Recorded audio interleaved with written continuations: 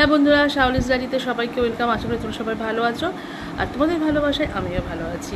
তো যেটা বলার জন্য আশা, কখনো কখনো বর বলে থাকে এটা বানাওয়ার সঙ্গে সঙ্গে আমরা বানিয়ে দিই। মেয়েরা বলে, ছেলেরা বলে যে মা এটা বানিয়ে দাও, তো বানিয়ে দিই। কখনো নিজের জন্য কিছু খাবার বানিয়েছো?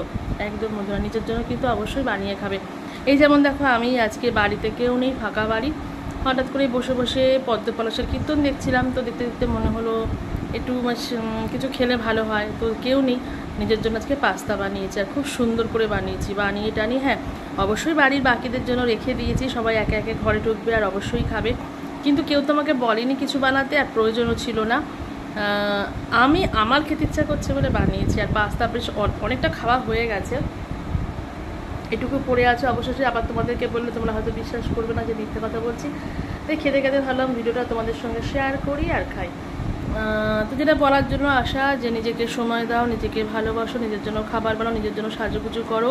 কে দেখবে, কে কী বলবে সেগুলো কিন্তু ভেবো না, এতে কিন্তু মন ভালো থাকে। টাটা, ভালো থেকো।